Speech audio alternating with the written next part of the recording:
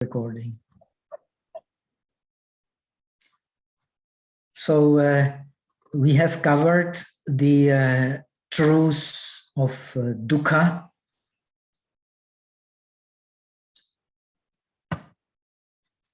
We have explained that it is actually the 5 aggregates of clinging. It is a result. It is very important. We have explained and we have to repeat it again and again. The truth of dukkha is a result of clinging. And because it is a result, so results need the cause, and the cause is the clinging. So result is the 5 aggregates of clinging, and the cause is the clinging itself. And the clinging, of course, implies all the sashrava dharma. This is clearly explained in all traditions. Actually, the cause of clinging are all the impure dharmas. Impure dharmas are the dharmas with clinging. They may be even kusala dharmas, but if they are connected with clinging, they still remain impure dharmas. This is very difficult to understand.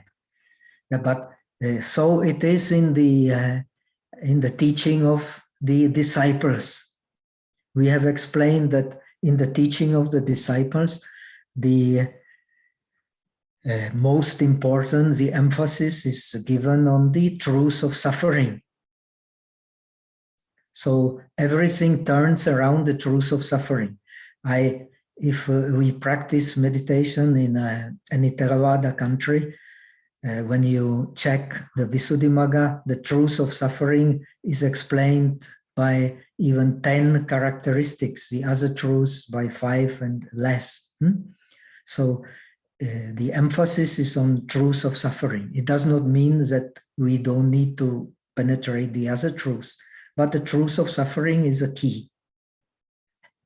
And the result of penetrating the truth of suffering is turning away from the truth of suffering. Turning away from truth of suffering means turning away from all the sashrava dharmas. All the dharmas, best translation of sashrava would be with an inflow and outflow of impurities. Sometimes they translate as cankers, but I was told it's not a good word in English. So inflow and outflow of impurities is the best translation of the sashrava dharmas I have thought of. So we suffer and continue to suffer because we have this inflow and outflow of impurities into the mind. So when we have finished this, so what happens? There are no more causes for the samsaric existence. So this is the approach of the Shravakas, to eliminate the causes of the samsaric existence. When we eliminate the causes of the samsaric existence, we have become the arahats. We have become those who have, sometimes it's literally translated, who have killed the enemies of the impure dharmas, the enemies of the kleshas. So once we have killed the enemies of the kleshas, the enemies in the form of the kleshas, we are done for the samsaric existence. No more causes of samsaric existence. This is the aim of the disciples. Now, as far as the bodhisattva practice is concerned, the bodhisattva practice is not emphasizing so much the truth, the first truth. It is emphasizing the third truth, the Nirodha Satya. Nirodha literally means constrained or restrained. Ni, we may see as emphatic. Rodha is to restrain. We restrain the flow of impurities by accumulating the pure dharmas. And accumulating the pure dharmas means, of course, practicing the paramis, the perfections. When our practice of perfections has fully ripened, then we get the Anuttara Samyak Sambodhi, we get the highest realization, which is in the system of the bodhisattva practice, non-dualistic. At least so it is explained in the scriptures of the northern tradition, of the Mahayana, of the Sanskrit tradition. So it is also explained that the practice of the Pratyeka Buddhas is penetration of the dependent origination. But of course, any realization in Buddhism means penetration of the dependent origination. But its penetration is deeper in case of the Pratyeka Buddhas, of the Buddhas for themselves. Therefore, their paramis are more advanced. It is explained in Visuddhimagga, it is explained also in the commentaries, especially in the Tikas, like Brahmajala Tika, that the light of those who realize the fruit of the Pratyeka Buddha path is much brighter than the light of even the foremost disciples. And of course, so they are compared to the light of the moon. Now, the Buddha who attains Anuttara Samyak Sambodhi, not just Arahat Hood, he is compared to the sun. So his light becomes immeasurable because of his perfection in the paramis.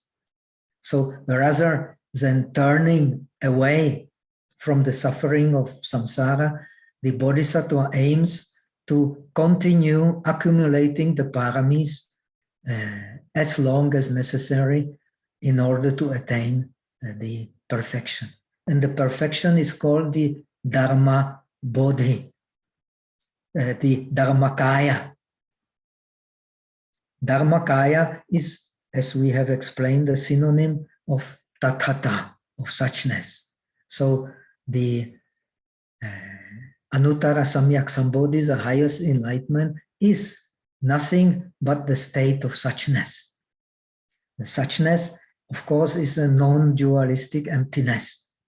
Without the penetration of emptiness, no Buddhism.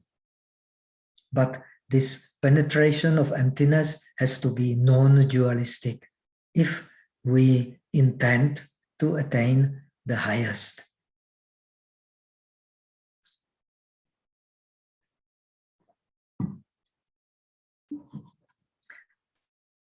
So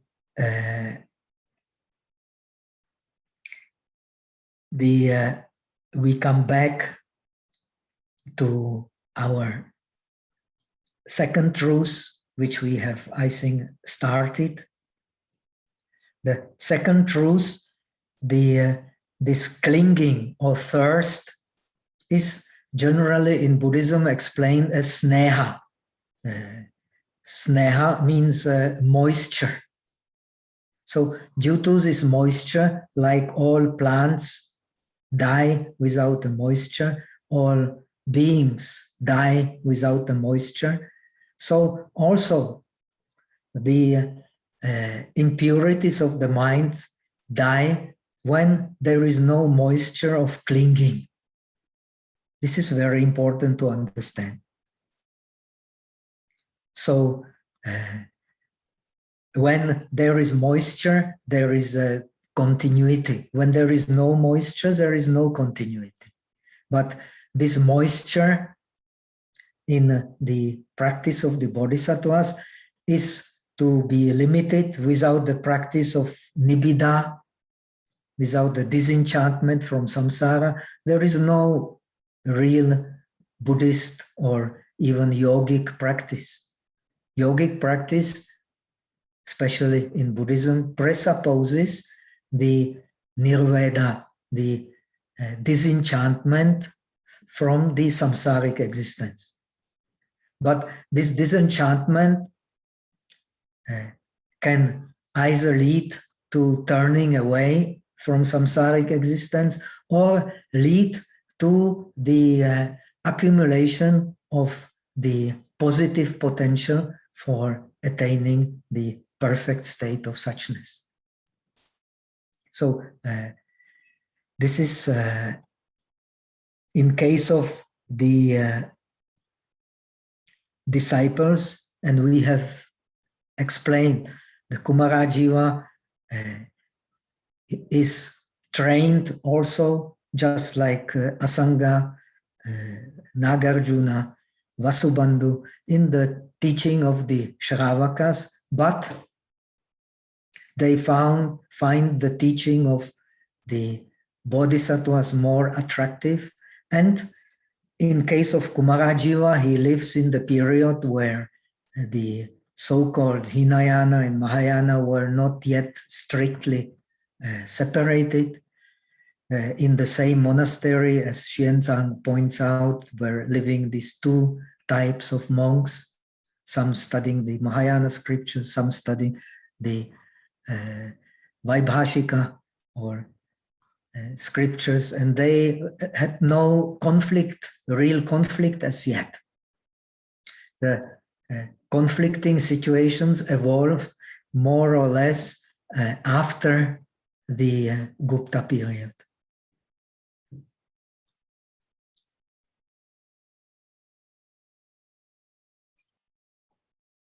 So all these scriptures denigrating the scriptures of the disciples, considering them to be inferior, actually belong to later periods of Buddhism. This is very important to understand. As far as the original scriptures of the Mahayana, the Transcendental Wisdom Sutras, you don't find any tendency at all for denigration of the Shravaka scriptures. On the contrary, the Shravakas, they are those who receive the teaching of the suchness, of the bodhisattva path. And they can easily absorb it in case of such practitioners like Shariputra, like Maudgalyana, like Ananda, because they have accumulated lots of paramis. So they are naturally inclined to a deeper understanding of the Buddhist practice. So at least is explained in the early Mahayana scriptures. So they become the receivers of this deeper doctrine of emptiness being the only reality. Not any bodhisattvas, but them, the disciples.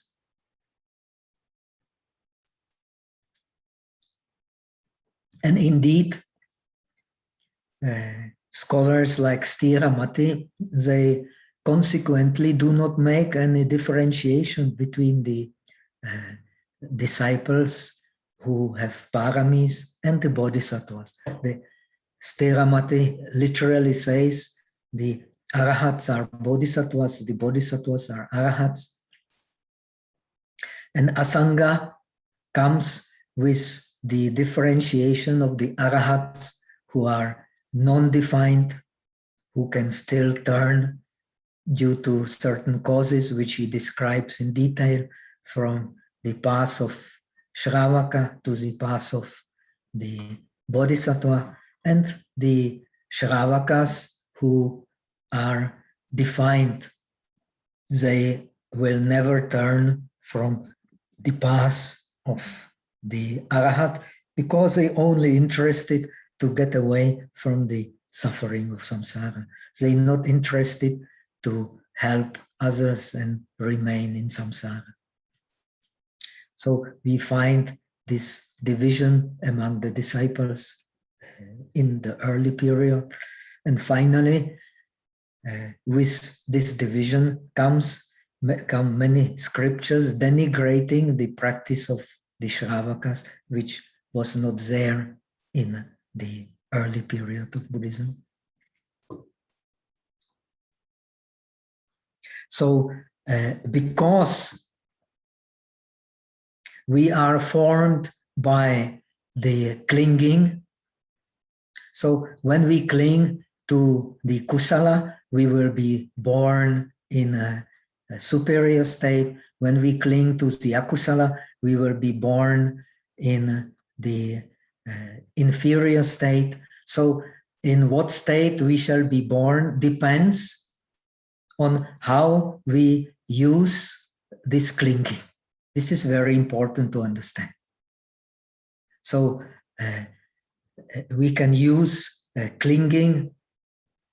That's why in Buddhism, clinging is synonym to chanda, which means just neutral desire. And the chanda can be either the low chanda, just for satisfaction of the 5 desires, and the higher chanda for dharma. The higher chanda, which is synonym of thirst, then leads to higher destinies. And as we have seen, explaining the jhanas, the lower state is a gross state, and the higher state is the more luminous state, more subtle state.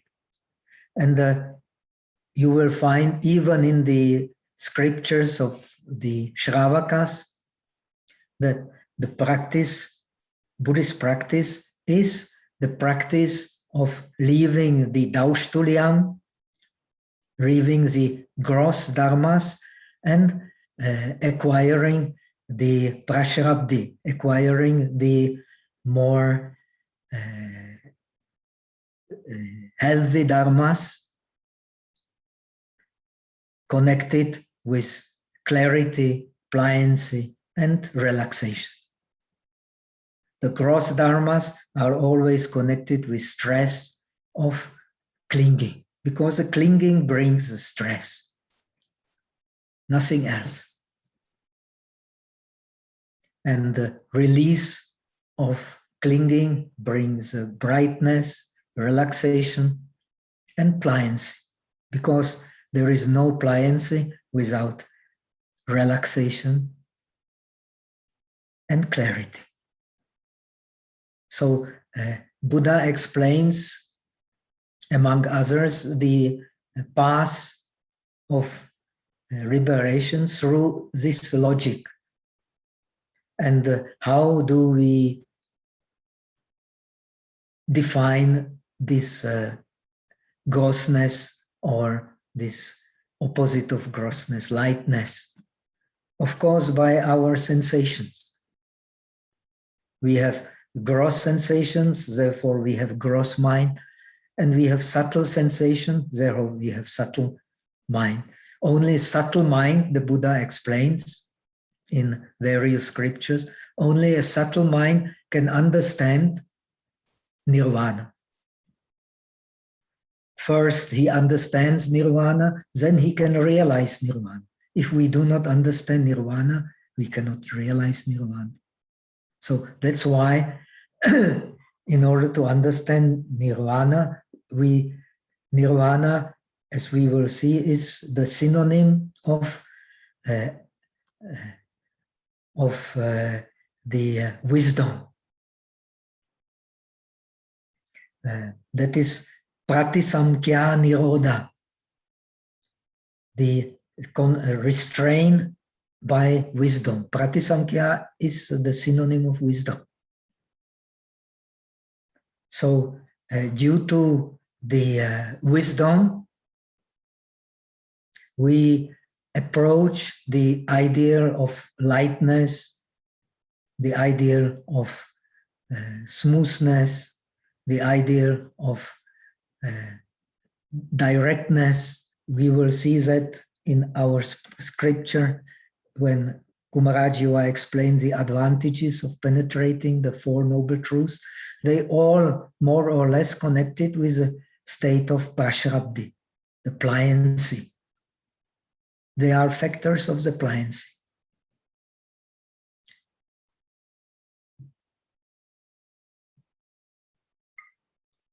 And pliancy, as we have explained, is impossible without detachment and clarity. And this detachment and clarity comes step by step by cultivating wisdom. First, wisdom from hearing, which has as object, according to Abhidharmakosa, different explanations, but say that Abhidharmakosa explains wisdom from hearing is wisdom about the concepts. Wisdom from contemplation is the wisdom of combining the wisdom about concepts with the wisdom about the meaning of these concepts. And the wisdom from meditation is purely wisdom coming only from the meaning itself and penetrating this meaning. Of course, you will find different explanations in Asanga, but we don't go into that because we are now concerned mostly with the basic teachings. Kumarajiva explains on the base of the basic teachings and on the pattern of the Transcendental Wisdom Sutras, which he has translated. He introduces for the disciples the teachings of the emptiness being the ultimate reality, which is a teaching of the bodhisattvas. Only one ultimate reality. That's why also there is only four truths, is ultimately for the penetration of one truth, and that is the truth of nirvana. There is actually no other truth. So we are formed by our desires, and this forming, which we have explained as abhisamskara, the collecting the formations of body, speech, and mind, especially the mental formations, which are in Buddhism the base for all the other formations, therefore most important. And on the base of collecting the samskaras, we collect the bhava, we collect the coming existence. So this is very important to connect the contemplation of the Four Noble Truths with the contemplation of the dependent origination. Because of the tanha, because of the sashrava dharmas, which is the meaning of the tanha, because of the inflow and outflow of impurities from the mind, we cling. And because we cling, therefore we have the existence. And existence is explained as impurity. clinging to existence, because there is no existence without the clinging. But ultimately, the clinging is not the existence itself, and existence itself is not clinging. This is very important to contemplate. And this is, in a way, the base for understanding the Mahayana practice.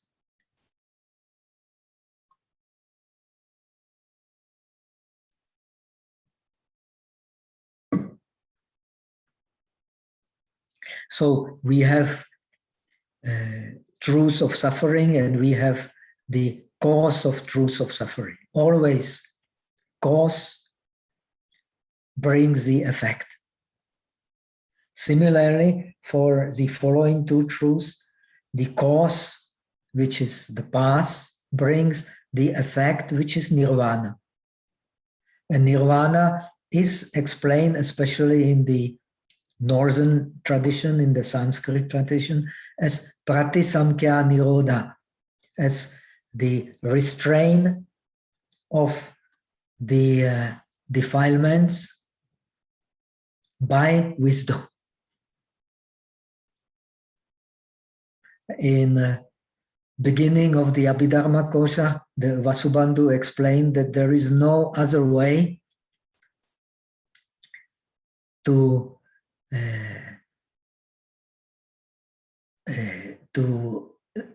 exterminate the kleshas except the Dharma pravichaya. Dharma pravichaya antarena nasti klesha prahanaya upaya. As Abhidharmakosa says, there is no any skillful means for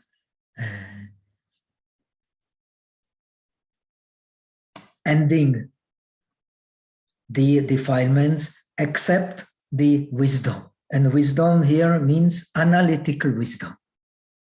This is very important to understand. There is a lot of misunderstanding, especially in Zen and in Dzogchen, in the later Buddhist practices. Misunderstanding is that analytical wisdom is not necessary. No, analytical wisdom, without analytical wisdom, there is no possibility of liberation. And this is clearly based on the sutras of the Shravakas, on the Abhidharma of the Shravakas. And this is also the correct interpretation that Kamalashila and Kumarajiva, Kamalashila brought to Tibet and Kumarajiva brought to China. So the emphasis is on analytical wisdom. We need analytical wisdom to penetrate the way the inflow and outflow of impurities works, because we cannot get enlightenment, as Kumarajiva clearly explains, and Kamalashila also explains, we cannot get enlightenment jumping over the analytical wisdom. So here also we have the understanding of nirvana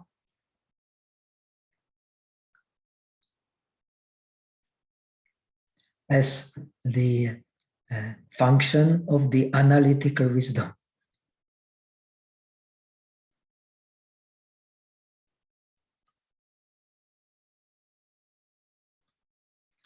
So we have seen that the cause of suffering is the accumulation of the formations of the abhisamskaras. Accumulation of samskaras is the karmic acts.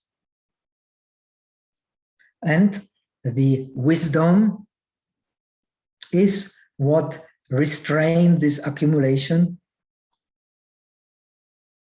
and brings about the realization of nirvana.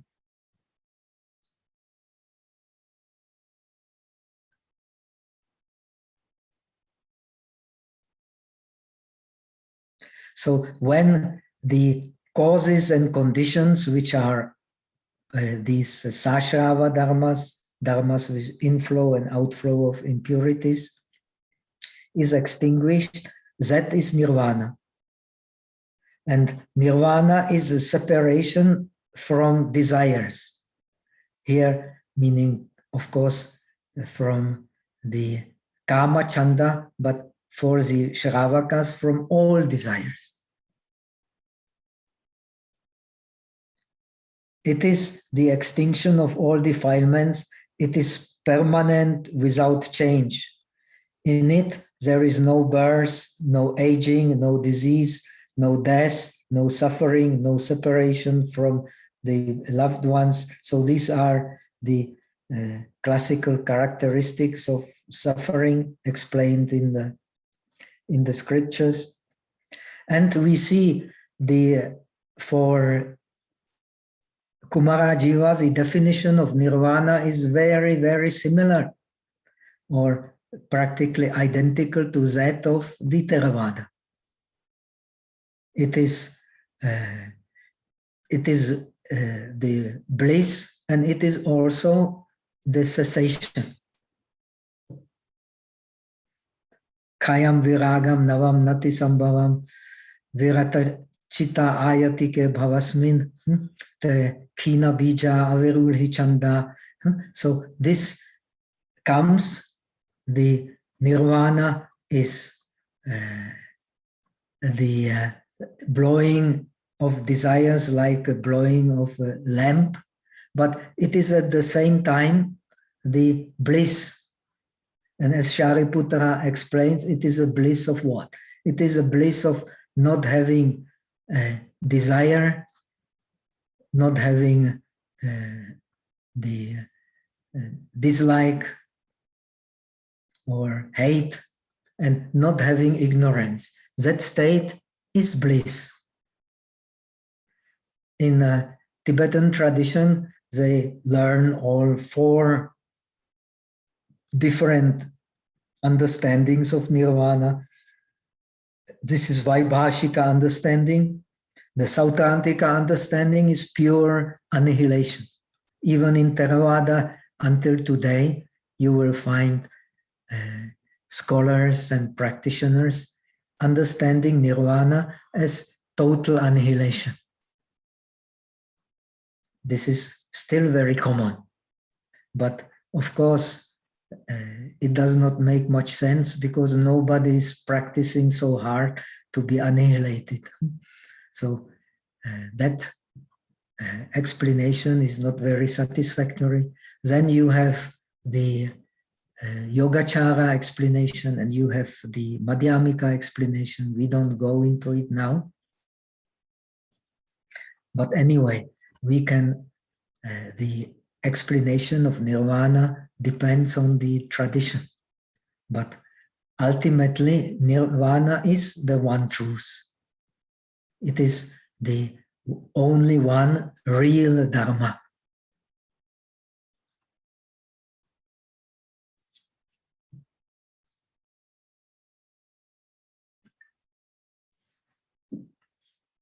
So nirvana in the tradition of the bodhisattvas is called the true characteristics. This is very important to understand. Only when we penetrate nirvana, we know the true characteristics of all the dharmas. And the true characteristics of all the dharmas is their equality, their samatha. And that is what is to be attained. In the tradition of the Vaibhashika, same as in tradition of the Theravada. I have explained the 4 truths. They have 16 characteristics. In the Vaibhashika system, penetration of the 16 characteristics bring about the path of seeing. Only it is explained in all traditions, only the supermundane path, Lokutara Magga, can cut off the defilements. The worldly path can reduce the defilements, but has no power to cut the defilements. So we have explained, I think, before, but it is very important to say again and again. So the process of liberating the mind is a process of cutting off the defilements. When we practice sila, we practice, in the words of the Theravada tradition, we cut off, we reduce the defilements by tat anga bhavana, by cultivating the counter,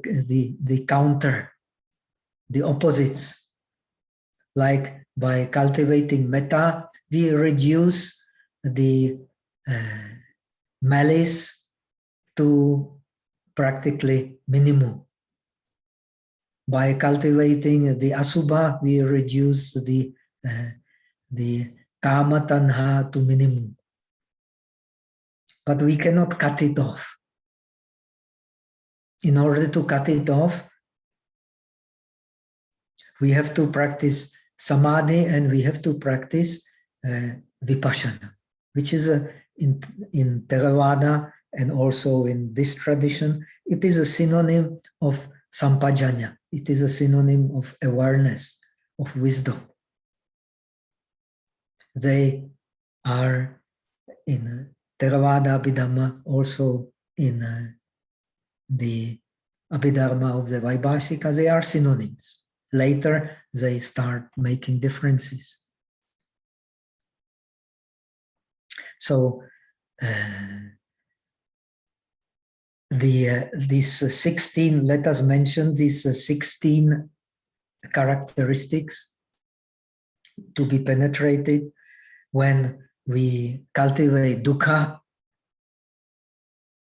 In order to penetrate it, we have to penetrate we have to penetrate it by anityata, from the aspect of impermanence. We have to penetrate it from the dukkhata, the aspect of suffering of impermanence. In the tradition of, in the northern tradition, from the aspect of shunyata, which means that which is suffering cannot be the Atman, it does not belong to the self. And because it does not belong to the self, it is non-self. And we have to understand it from the aspect of non-self. When we put these 4 aspects together, we can penetrate the truth of suffering. Then the truth of the accumulation, we have translated as accumulation because the text explains it as accumulation. Sometimes it is translated as origin because it is the cause of suffering. But in our case, the accumulation fits better. So this accumulation has the cause. It is of course, the tanha, which is the cause of the accumulation. It has the accumulation, which means accumulation of existence, causes of existence. Then it has the Prabhavata, it has the arising.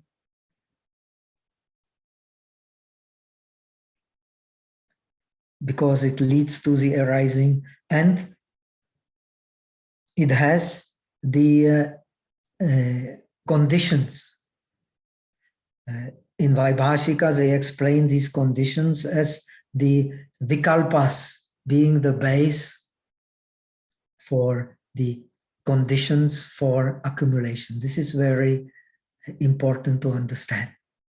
So we can see it naturally leads, these Vaibhashika concepts are closely linked to the Yogacara concepts.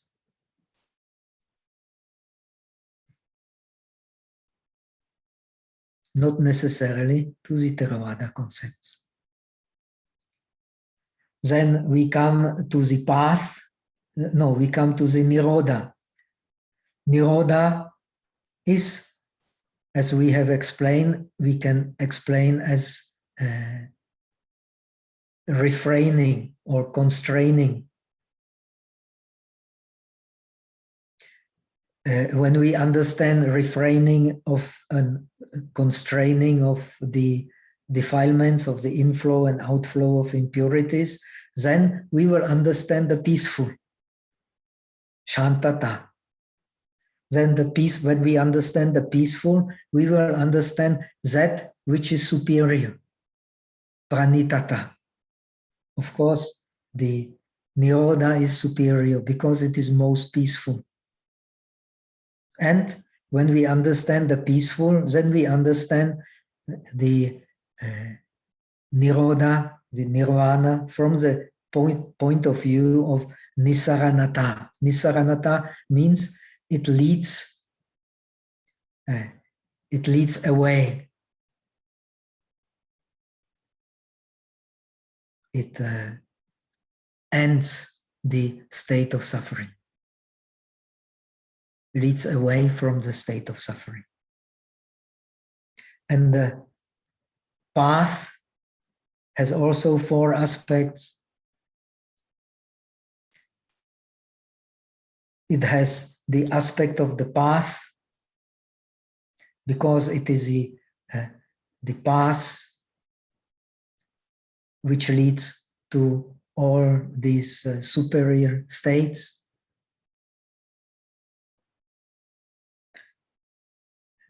Then it is niyata. Niyata we can best translate as truth.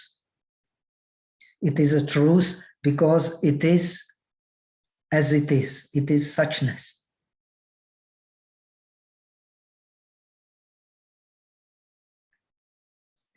Then it is to be understood from the point of view of pratipadata. We can only obtain it by the practice. And Nairayanata. Nairayanata means again that it leads to this state of perfect peace.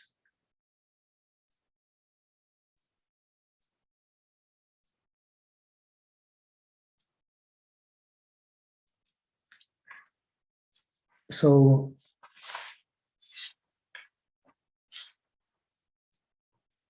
now we come to the path. We have explained the nirvana.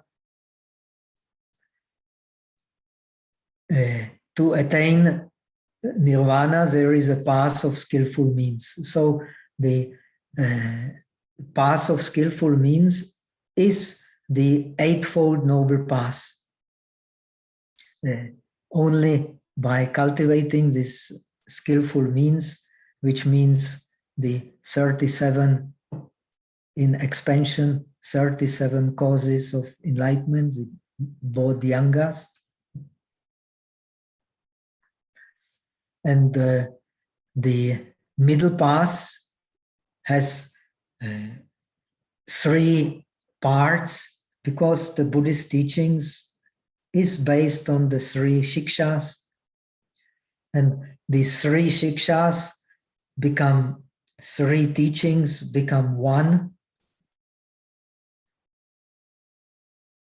and can cut off the defilements. We have not explained the previous part. We have the tat anga pahana. We reduce the defilements by practicing the opposites. Then we have, by practicing the samadhi, we can shake off the defilements. At the state of samadhi, there is no suffering, so the defilements have been shaken, but only as long as the dhyana is there. And then only wisdom can cut off the defilements, ucheda.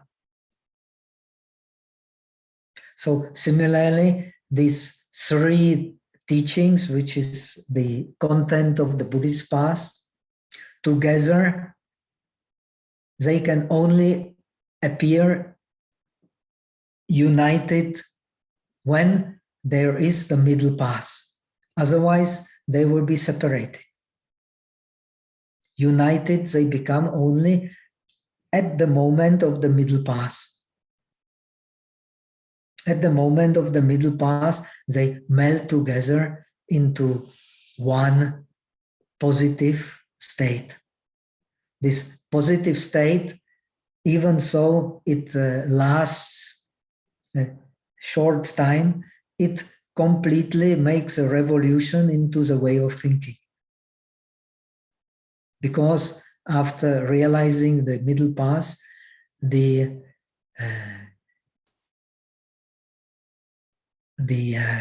kleshas will be there, but they will be avastuka. They have no base, no real base, because the anatman, the state of non-self, has been directly realized. So there will be defilements, but they will become very weak. In the state of those who have not realized, they are called putu jana or pritak jana. In Pali, the putu jana has a meaning also of being the white. It means the defilements will be white, broad. But the defilements of the Arya who has directly experienced the middle path will be restricted, will be object of nirodha. The middle path brings nirodha, restrained by cutting. So they become not broad, but they become very limited. Abhidharma even gives some idea how limited in the case of Shravaka, who has direct realization of nirvana. They cannot last longer than 7 lives, even if one is like most of us, incredibly lazy, as we modern people tend to be. So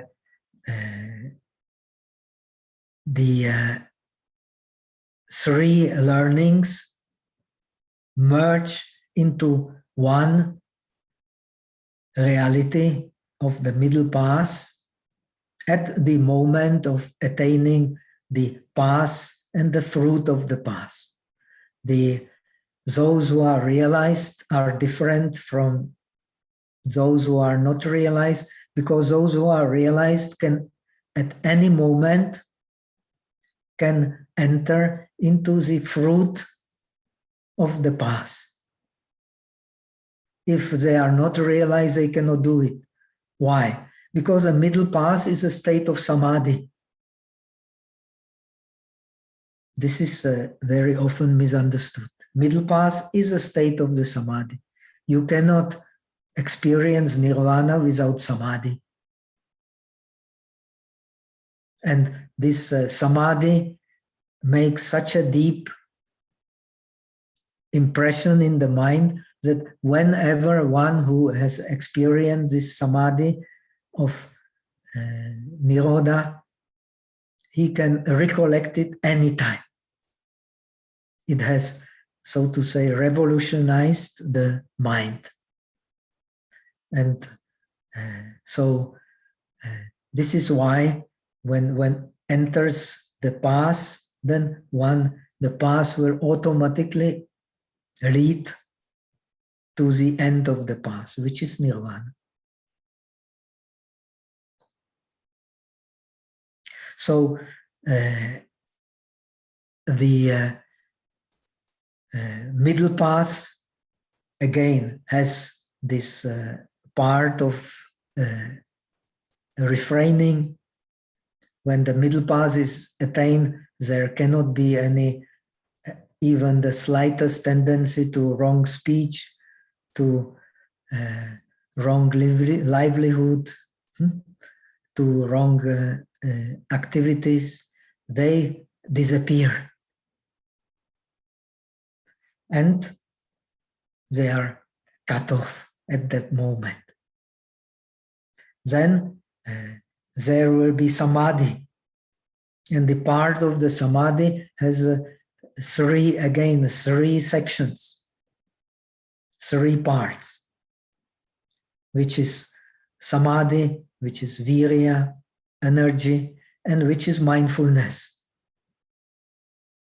The Visuddhimagga gives an excellent, wonderful explanation of 3 friends celebrating a festival in Rajagaha. And one they want to offer to the divinity, let it be for our purpose, the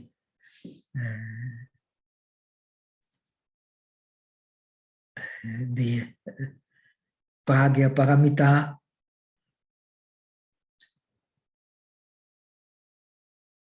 So they want to offer flowers to the transcendental wisdom. And the tallest one, he wants to pluck the champaka flowers, but he cannot because the branches are too high. The one friend bends his back so that he can go higher, but he's not stable, so the other friend gives his shoulder, and so they can pluck the full basket of the champaka flowers and offer it to the Ishtadevata. So, of course, the one who plucked the flowers of wisdom is the samadhi. The one who offers his back is the samasati, because without the samasati, without the mindfulness, there cannot be samadhi. Samadhi is based in samasati.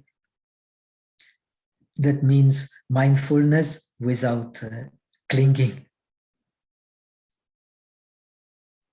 which is also a state of concentration, but not one-pointed concentration.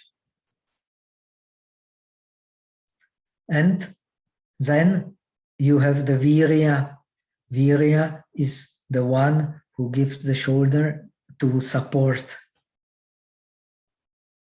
The function of virya is supporting. So these 3 together can attain the fruit of the path, which is nirvana. And then you have the wisdom. The wisdom part is right view and right thinking, sama sankappa. So this sama sankappa means actually sama vitaka, the right vitarka, which we can translate as right applied thought or applied attention to the object, like right investigation of the object. So that's why it is also translated as right thinking. So again, we have started talking about in terms of the Visuddhimagga.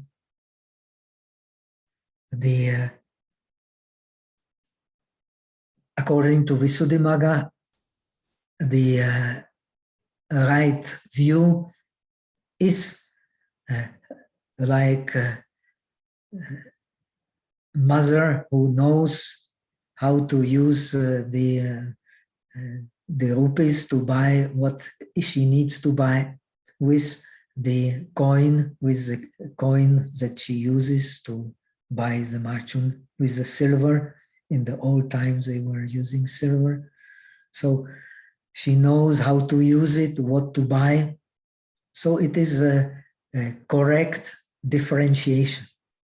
But then she brings the coin to the silversmith or to the one who is minting the coins, and he knows exactly what is part of the silver, what is a part of the other metals, and what is the real value. So this can only be done by correct applied thought, correct applied attention, correct searching, correct investigation. So he just puts his bites the coin and sees exactly how much of whatever metal there is and what is the actual price of the coin. So similarly, all these parts, when they are connected together in one whole, the middle path is attained, and the inflow and outflow of impurities in the mind can be cut off. This cutting off is again a gradual process. In first fruit, second fruit, third fruit, fourth fruit.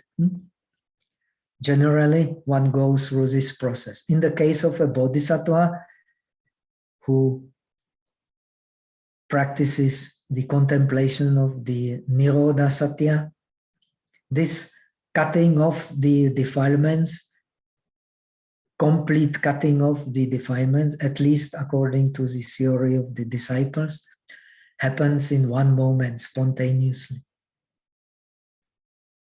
while he has gradually weakened by his practice of Sila and Samadhi. He has gradually weakened all the, and wisdom, of course, also gradually weaken the defilements, so that the final reversion or transformation of the mind happens at once spontaneously. And same also for the realization of the Pratyeka Buddhas.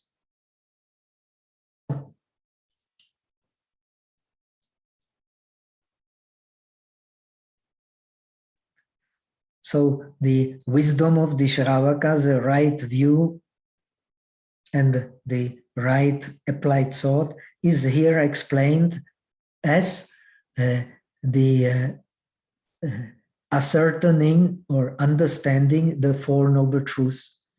So in the understanding of the Four Noble Truths is the understanding of the dependent origination. Why? Because the cause and effect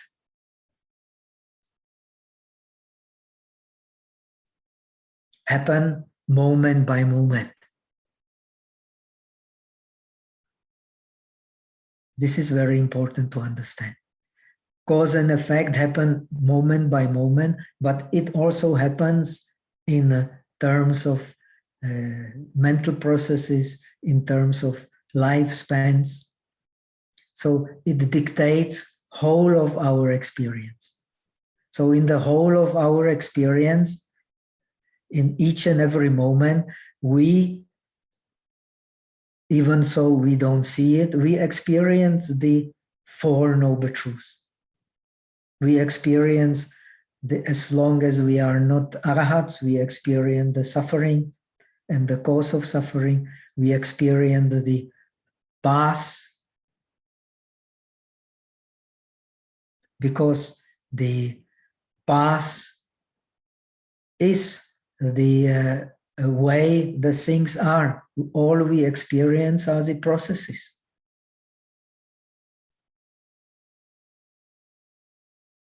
And the penetration of this path then leads to the release. Only understanding the path being the cause of nirvana, which is actually the only reality, brings the final release. So even in the state of ignorance, the path is still there, because the dependent origination is the real state of things. And dependent origination is the path, either path toward the unwholesome or the path toward the wholesome.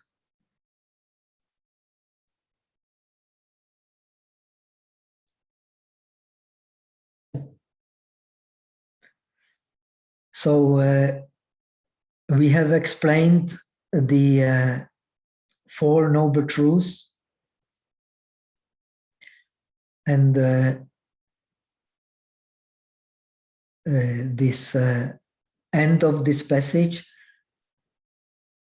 the Kumarajiva explained exactly what we have already explained, these three kinds of the path to the positive, path to the ultimate good, because nirvana is also explained as summum bonum, as the ultimate good, is the path of leaving the defilements by practicing the opposites, leaving the defilements by shaking off the defilements in samadhi, in dhyana. We have explained, according to the teaching of the Shravakas, the Samma Samadhi means the 8 kinds of dhyana, the 4 dhyanas into the subtle forms and 4 dhyanas or absorptions into the formless object. So this is, according to the Abhidharma of the disciples, the content of the Samma Samadhi, which is inseparable from the middle path.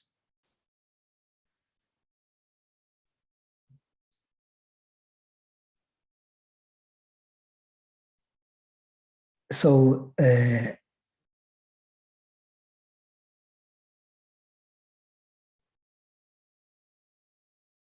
he explains the Tatanga Pahana as by abiding in the pure precepts of morality. One does not let sprouts of all the defilements grow, and their power will decrease.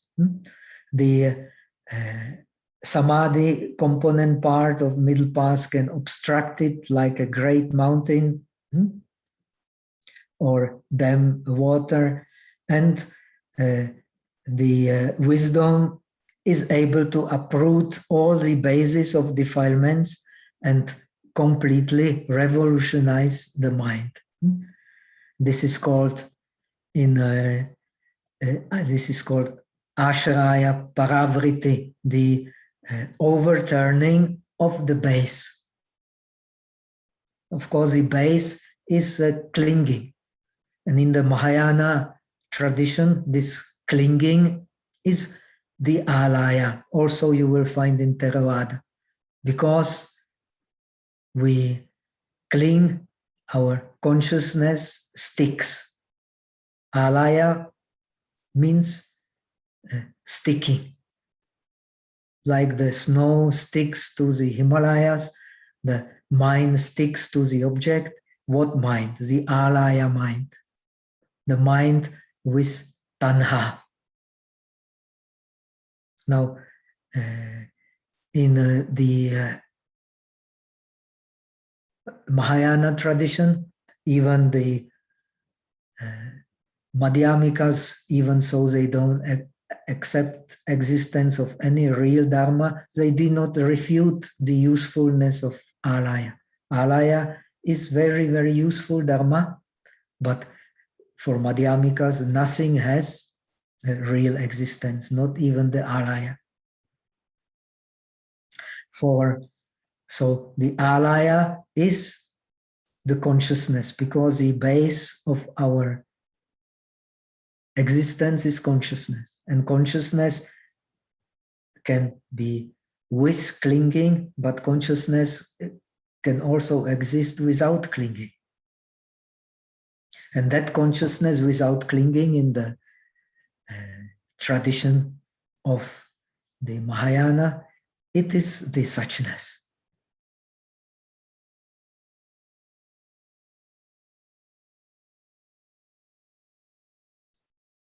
So now we come to the next section after the Four Noble Truths. It explains the advantages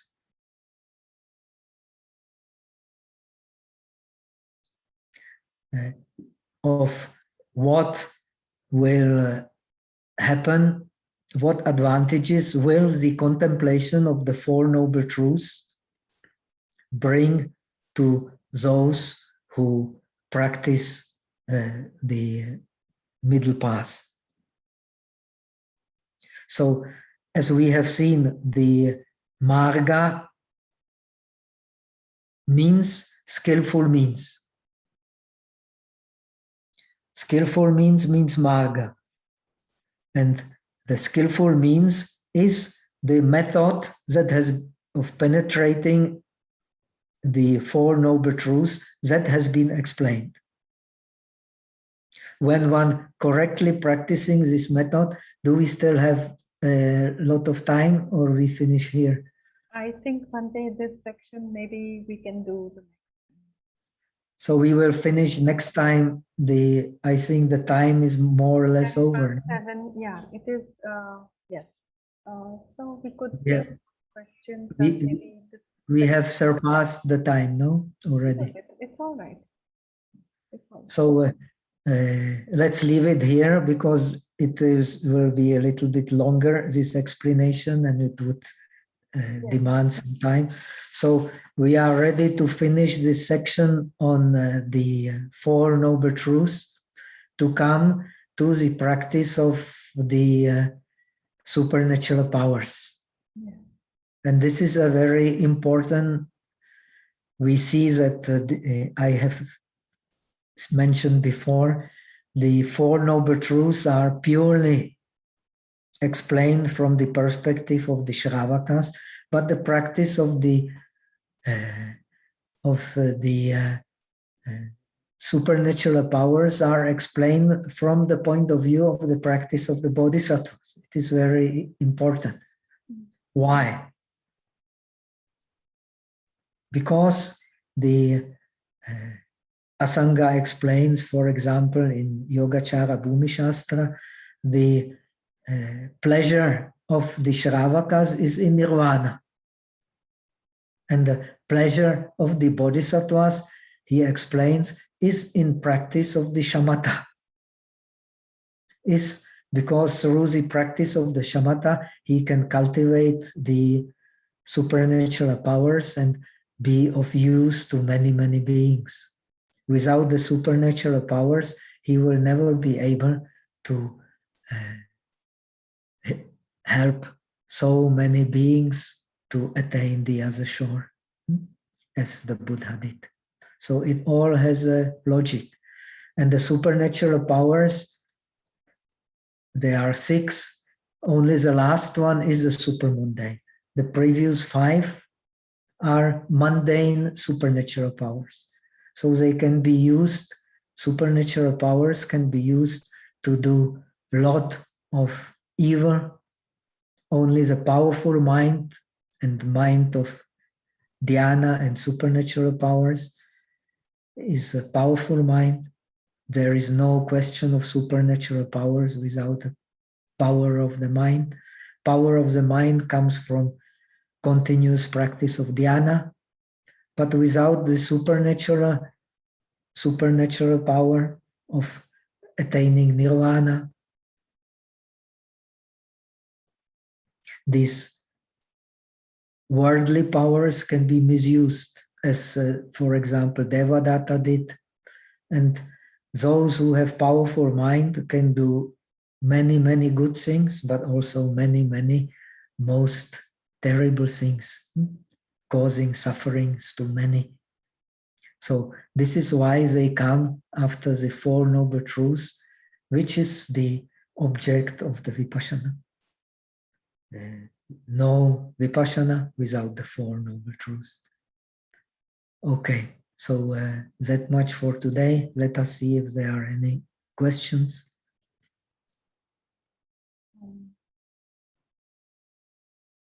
I'll just unmute you just a minute. Just give me a moment.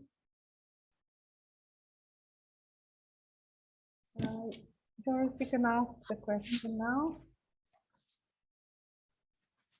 if you would like to. Ms. Doris Wu? Okay, so maybe I ask the question for them. Bhante, what are the 16? I have seen some. What are the 16 characteristics? I have seen it on the screen. Yes. Huh? Yes. Somebody has asked. We have explained them actually. Huh? They are for the truth of suffering. That is the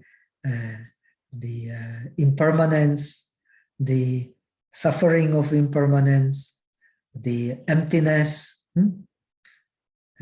of that which is sorrowful, and the selflessness, and so on. We have explained. We don't need to go to it again. So for the origination, it is the cause, penetrating of the cause, which is the tanha, the thirst, penetrating of the origin, which is the existence, no existence. Existence, there are two kinds of existence. There is the existence of birth and existence of the origination of the birth, which is of course the formations, will formations.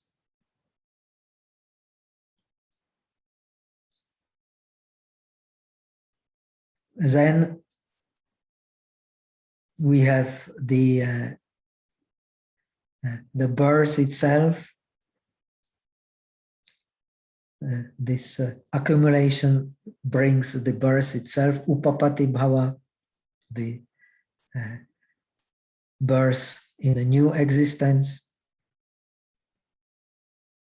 and the conditions which are the vikalpas, which is the differentiation. Here especially meaning the wrong differentiation.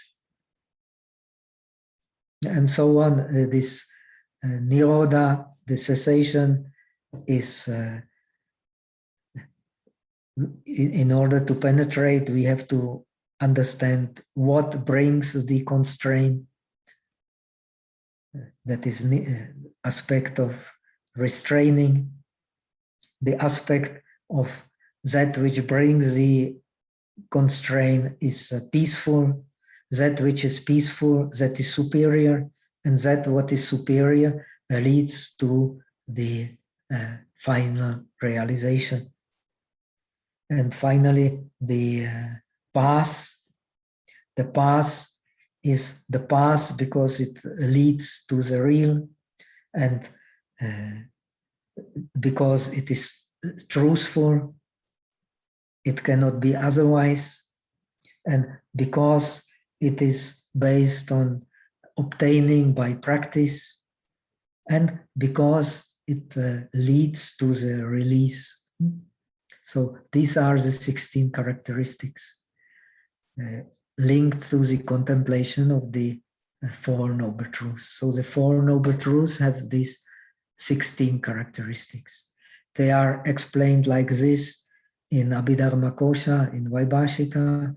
There are also 16 characteristics in Visuddhimagga, I think also in Patisambhidamagga, but they are slightly different in Theravada. But this tradition of 16 characteristics is no doubt the original Buddhist tradition of explaining the Four Noble Truths.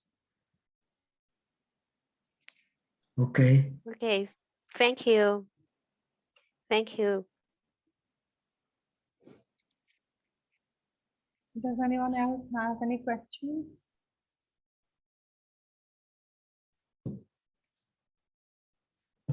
You can unmute yourself if you need to. So no more No more questions? questions, I think, today, Bhante. Wonderful. So please think about some quite good questions so that we can all benefit. Yes. And we will finish here. And the time is over. And wish you a wonderful week full of good inspirations and energies. And let us do the transference of merit. Eta vata chamehi sambhatam punya sampadam sabbe deva anumodantu sabha sampati siddhya. Eta vata chamehi sambhatam punya sampadam sabbe bhuta anumodantu sabha sampati siddhya. Eta vata chamehi sambhatam punya sampadam sabbe satta anumodantu sabha sampati siddhya. Aka satta chabumatha deva naga mahidika punyantang anumoditva chiramrakantu lokasasana. Aka satta chabumatha deva naga mahidika punyantang anumoditva chiramrakantu desana. Aka satta chabumatha deva naga mahidika punyantang anumoditva chiramrakantu tumampara. Devo vasatu kalena sasa sampati hotu cha pito bhavatu loko cha raja bhavatu dhammiko. Sadhu, sadhu, sadhu.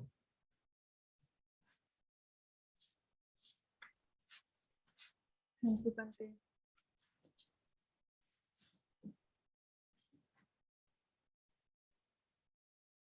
Thank you, everybody, and we will see you next week.